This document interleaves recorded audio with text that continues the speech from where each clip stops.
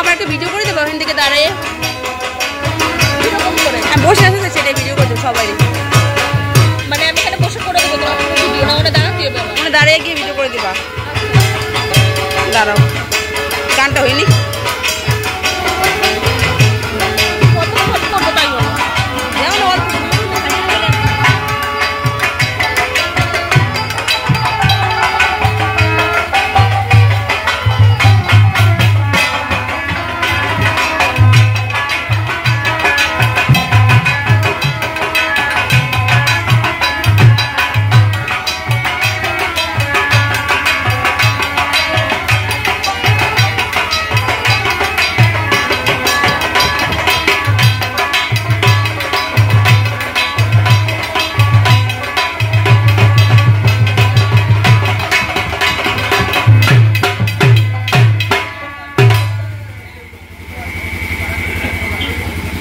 সবাই আসছে ঘুরবো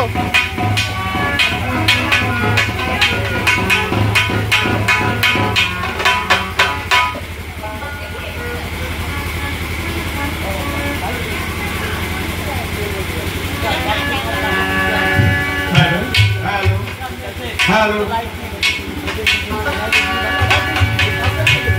ওই বাইরে দেয় কি তো এই জায়গায় এই বাইরে বাইরে ওখানে বসিস না সব বাদ দিয়ে তালা দিতে পারবি ওইদিকে তো আসছে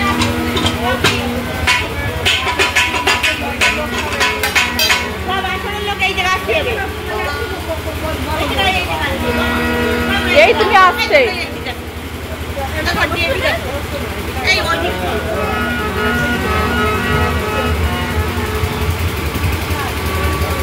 ওইদিকে সামনেই তো ওইদিকে করবো হ্যাঁ এই জায়গা বল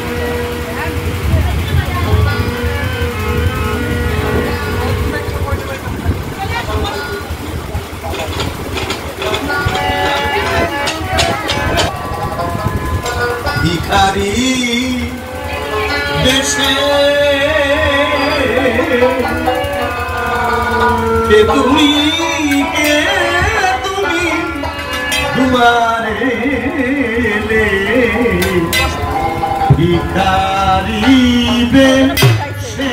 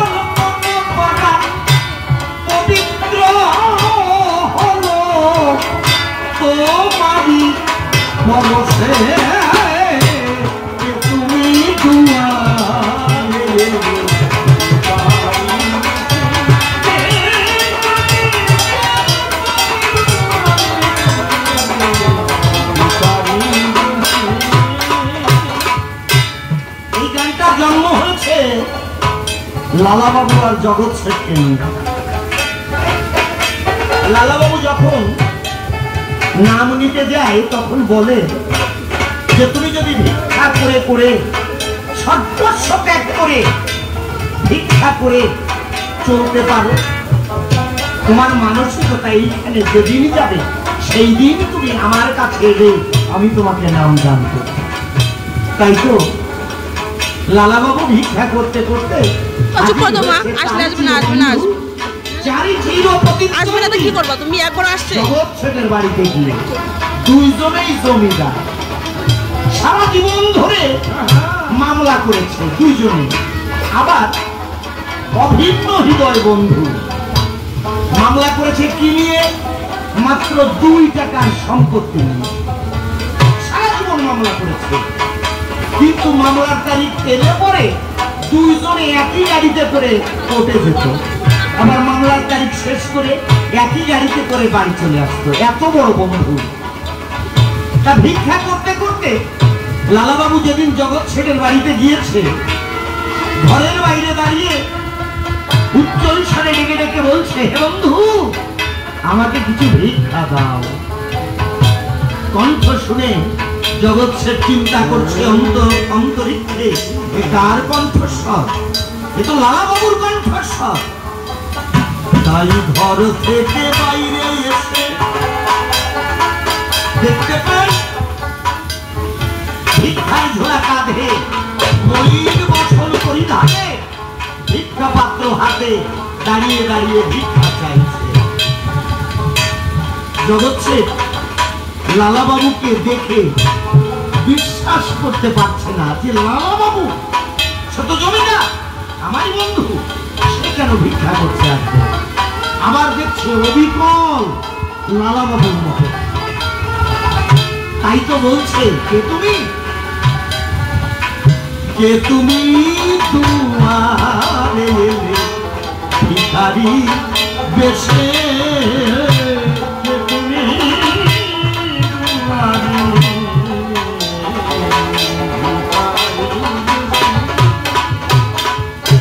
মনে হয়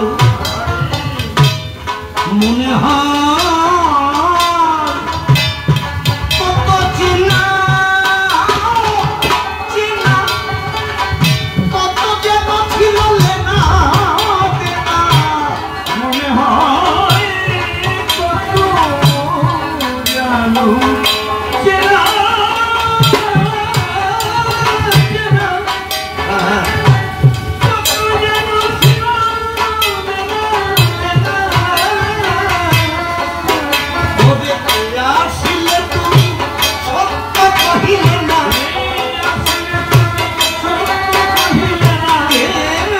আসিলে তুমি সত্য কহিলে না। আমি ভাবি আমার সে যে তুমি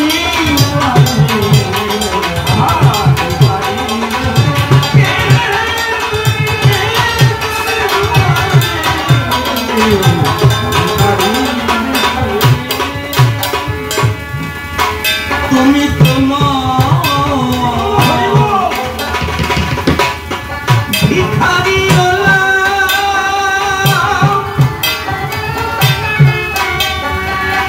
তুমি যে আমার বন্ধু লালা, তুমি তোমার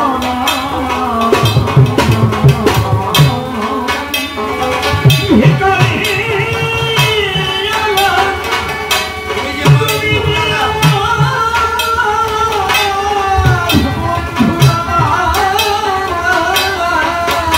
ওরে তুমি তো নাও, তুমি তো নাও ভিখারি ওলা। ওরে তুমি যে আমার বন্ধু লালা, তুমি আমার কাঁধে দাও তোমার ভিক্ষার ঝোলা, আমার কাঁধে দাও তোমার ভিক্ষার ঝোলা, আমার কাঁধে দাও তোমার ভিক্ষার ঝোলা। আমি যাব তব সাথে।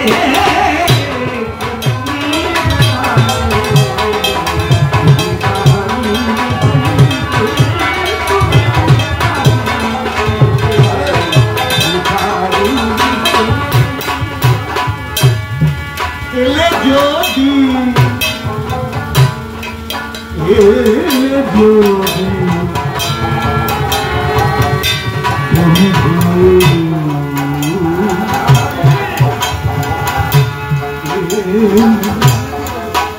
এলে যদি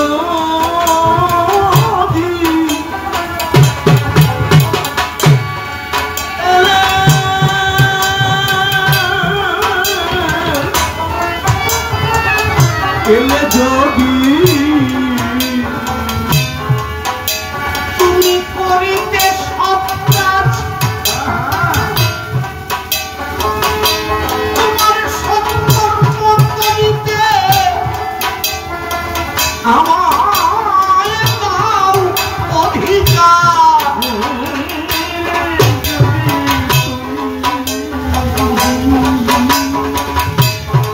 করিতে সব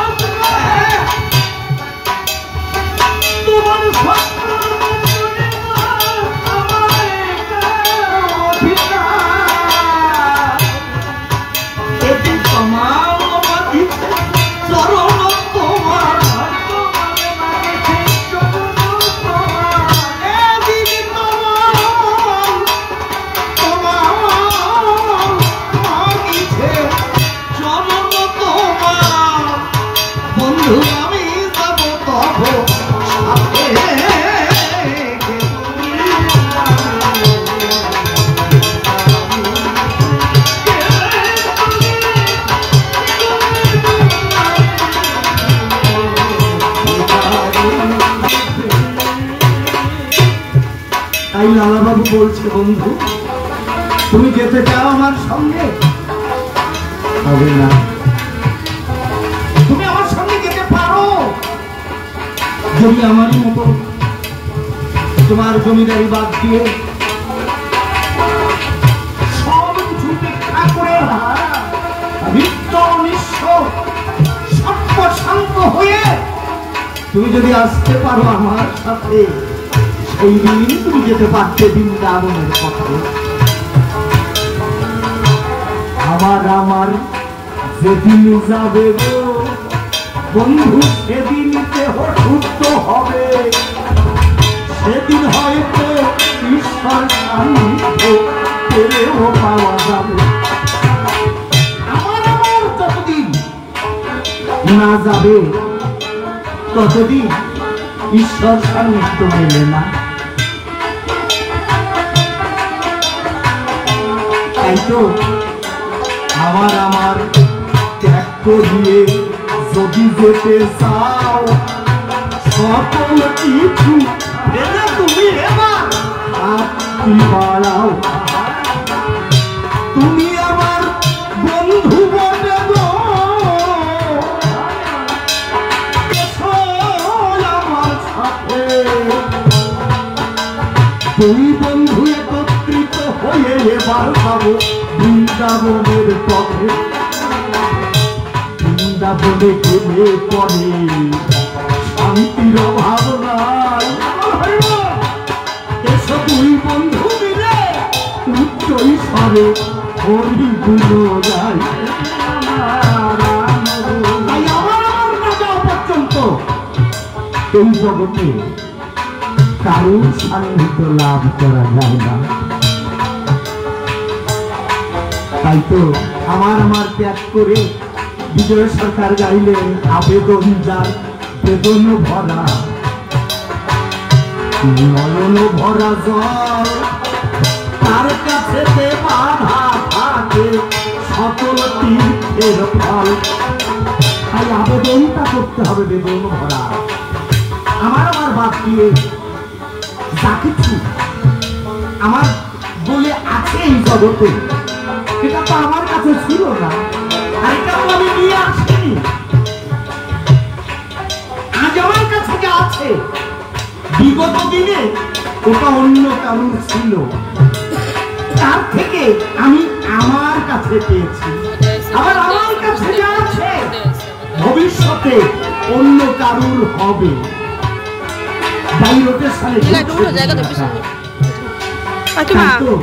আমার বলে এই জগতে কিছু এই আমার বাদ দিয়ে একটিতে পরে ঈশ্বর সান্নিধ্যের পথে সে ঈশ্বরকে কৃপা লাভ করতে পারতেই পারবে, এখানে কোনো বাধা নাই। শান্ত দাস্য বাৎসল্য মধু এই চারি রস, এই চারি রসে ভগবান সদা থাকে বস। তাই তো এমনি ভাবে এ কাহিনী ধরতে গেলে আজ এ আসরে অসমের যোগ্য পালার কথা যেতে হবে ভুলে। ও পালাটা সময় পাওয়া যাবে না, রাত কোন সময় 12টা বাজে যাবে তা ঠিক পাওয়া যাবে না। তাই তো 9টা বাজে যখন কাণ্ড রাখি। এই যে আমাদের কৃষ্ণ বাবুর বিয়াই, এনার সাথে আমার কন্ট্যাক্ট ছিল 9:30টার ভিতর কিন্তু গান শেষ করতে হবে। এখন এ কন্ট্যাক্ট ছিল যে সামনাসামনি বলতে, আমি মিথ্যে বলার লোক না, যা বলি সামনাসামনি বলি। এখন ওনার বিয়ের মতো যদি আমি গাতি করতাম তাহলে 9:30টার ভিতর শেষ হয়ে যাবো, তাই না? ঠিক না? তা তো ভাবতেছি না কি করি এখন, আরো 3 ঘন্টা যাওয়া লাগবে। যাই হোক, এই পর্যন্ত এখানে রেখে এবার যাব আস্তে আস্তে অষ্টমেদের দিকে। তাই আমার রামচন্দ্র সীতাকে উদ্ধারের জন্য লঙ্কায় প্রবেশ করে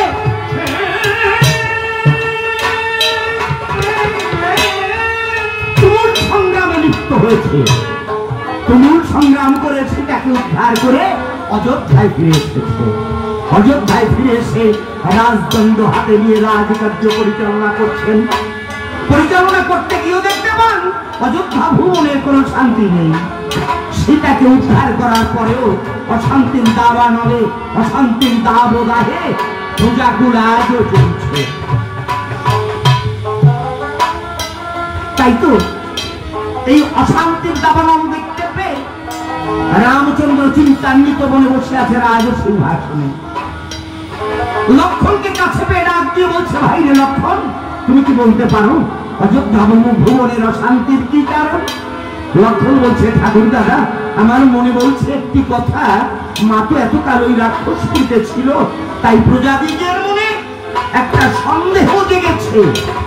না জানি মা ওই রাক্ষসপুরীতে কোথায় কেমন ভাবে ছিল, মা কি সতী না অসতী? এ কথা শ্রবণ করে রামচন্দ্র লক্ষণকে ডেকে বলে, পুনরায় নির্বাসনে দাও লক্ষণ, এ কথা বুঝে লক্ষণকে ডাকতে বলছে, অযোধ্যার শান্তির একমাত্র কারণ যদি সীতা, তাহলে নেবে তুমি আমার কথা? অনতিবিলম্বে সীতাকে দাও পুনর্নির্বাসনে। দাদারা উপেক্ষা করতে না পেরে রামানুজ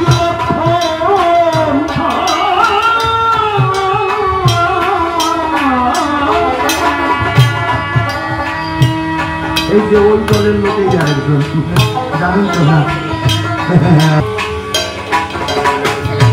অনুজ লক্ষণ নির্বাসনে মনে মনে ভাবছে, মাকে আমি কেমন করে, আমিও তো মা বলে নাকি, তাহলে কেমন করে মাকে রেখে যাবো এই গভীর বড় মাঠে? এটা কেমন করে সম্ভব? কিছুতেই নামাতে পারছে না।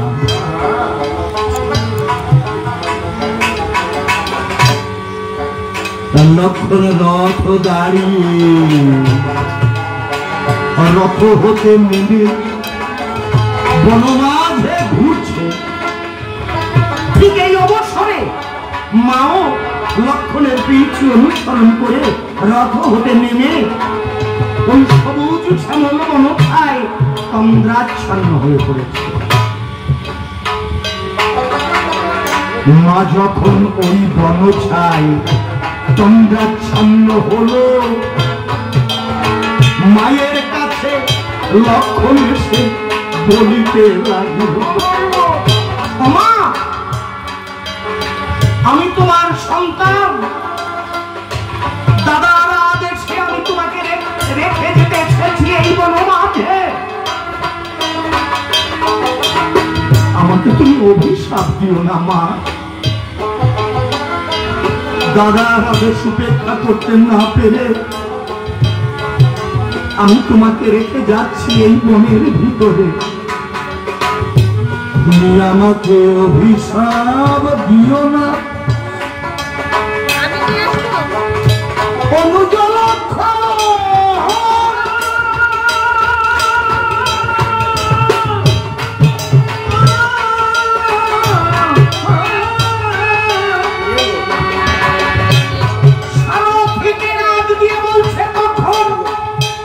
সারথি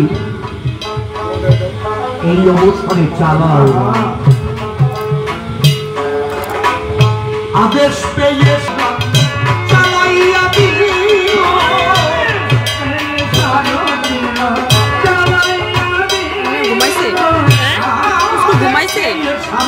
জানি না, মনে ফোন গেছে, চালাইয়া দিল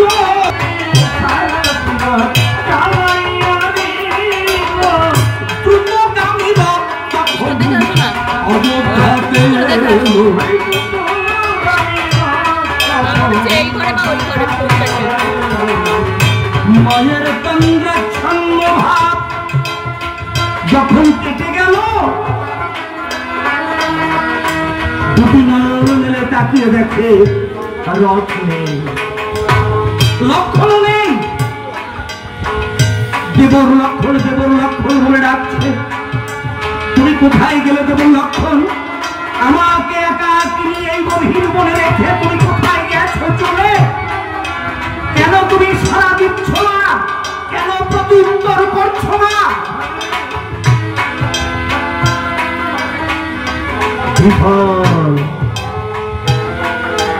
বিফল মন রাখে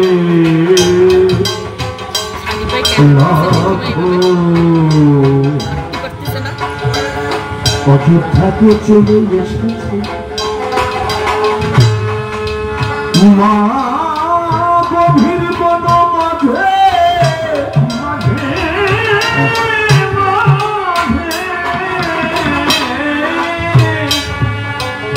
দুটি নয়নের জলে বক্ষ প্লাবিত করে দেবর লক্ষণ বলে ডাকছে। প্রত্যুত্তরে কোনো সাড়া না পেয়ে বিফল মনোরাথে ওই বনমাঝে প্রভুর নাম করছে। দয়াল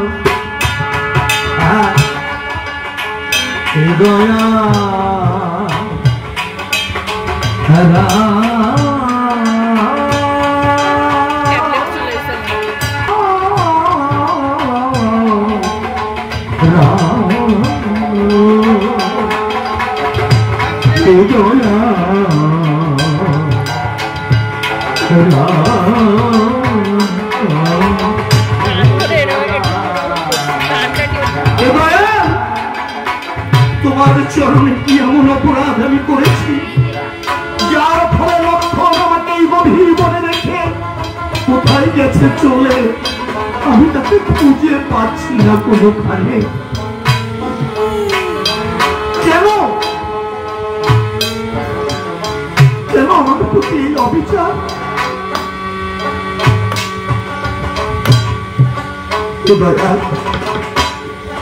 আমি পঞ্চমাসের গর্ভিণী এই গভীর বন মাঝে আমি একাকী। আমার তো সাথে আর কেউ নেই। আমি এখন কি করব?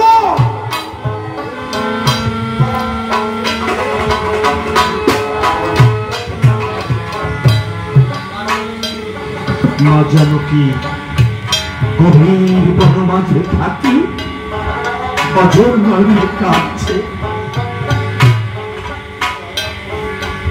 আর মনে করছে সেই পূর্বের কথা ভাবছে আর বলছে ঠাকুররা আমার কুস্তি লেখার পরে কত কথা বলেছিল, কিন্তু আজও মানে কি হলো আমার ললার লিপি কেন এমন হলো? জগৎ বন্ধুকে স্বামী রূপে পেয়ে আজ আমার একটি পরিণতি হলো।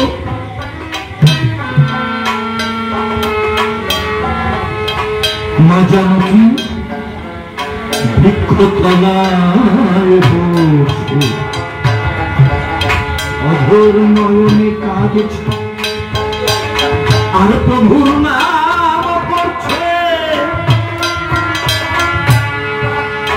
মহামুনি বাল্মীকি কথায় উপনীত হয়ে ডাক দিয়ে বলছো, মা তুই কে গো? কেন তুই বলে এলি? তোর পরিচয় কি আমার কাছে বল মা। মা জানকী বলছে, মহামুনি আমি যে শ্রীরামের বনিতা, আমি যে জনক দুহিতা, আমি সীতা। বুঝছো জনক রাজার মেয়ে শ্রীরামচন্দ্রের ঘরণী। মা তোর ভয় কি? চল তুই আমার সঙ্গে চল। মা জানকী বলছে, বাবা আমি কেমন করে তোমার সঙ্গে যাব? আমি যে পঞ্চমাসের অন্তঃসত্ত্বা। বলছে, তাতে কি হয়েছে? তুই আজ থেকে আমাকে বাবা বলে ডাকবি। তোর সমস্ত দায় দায়িত্বের বোঝা আমি মাথায় তুলে নিলাম। চল মা, তুই আমার আশ্রমে চল। ধরাধরি করে মাকে নিয়ে আশ্রমেতে গেল,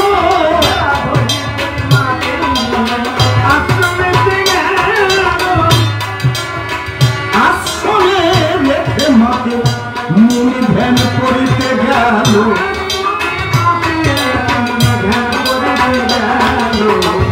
এমনি করে বিরোধীপদ করতে করতে মায়ের যখন 10 মাস 10 দিন পূর্ণ হলো, মায়ের প্রসবের কারাগত, প্রসবের ব্যথা দেখা দিয়েছে। প্রসবের জ্বালায় দিশেহারা হয়ে মা ছুটে গেল এক ঝোপের আড়ালে। মহামুনি এসে দেখতে পায় আশ্রমে মা নেই।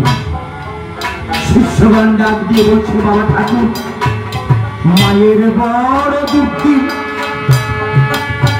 মায়ের প্রসবের কালাগত, তাই তো দিশেহারা হয়ে মা ছুটে গেছে ওই ঝোপের আড়ালে। মহামুনি গিয়ে ঝোপের পাশে দাঁড়িয়ে দেখে মা ঝোর নয়নে কাঁদছে আর প্রভুর নাম করছে। বাবা এক জায়গায় শান্ত হয়ে বসবে। দয়াল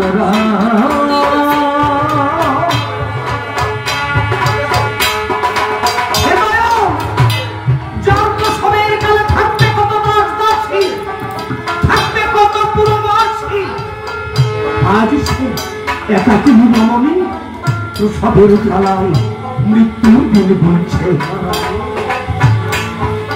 মহামুনি বাল্মীকি ডাক দিয়ে বলছে, মা তুই আর কাঁদিস নে? তোর এক ফোঁটা জল যদি আমার মনে পড়ে, আমার বনের যে বড় কল্যাণ হবে রে মা। চল, তুই চল, ফিরে চল আমার সঙ্গে আশ্রমেতে। মাকে নিয়ে আশ্রমে রেখে মহামুনি চলে গেলেন ধ্যান করতে চিত্রকূট পর্বতে। গভীর মনে প্রবেশ করে গললগ্নিকৃত বাসে দুটি নয়নের জলে বক্ষ প্লাবিত করে আজ মহামুনি মায়ের হয়ে ধ্যান করছে প্রভুর চরণে। মহামুনি ভয় পাচ্ছে যে প্রভুর জন্মের পূর্বে আমি রামায়ণ রচনা করেছিলাম, তাকে আমি লিখেছিলাম আমার মায়ের যখন 5 মাসের গর্ভকাল, তখন আমার মা আমার বনে আসবে। আমার মাকে আমি পেয়েছি। মায়ের প্রসবের কালাগত, মাকে যদি আমি সুস্থ না রাখতে পারি, তাহলে আমার লিখনি এই ধরা পড়ে আর কিছুই থাকবে না। এই সূত্র ধরে যিনি ঠাকুর ব্যাকুল হয়ে ভেঙে পড়ে মিনতি জানাচ্ছে মায়ের হয়ে প্রভুর চরণে। দয়াল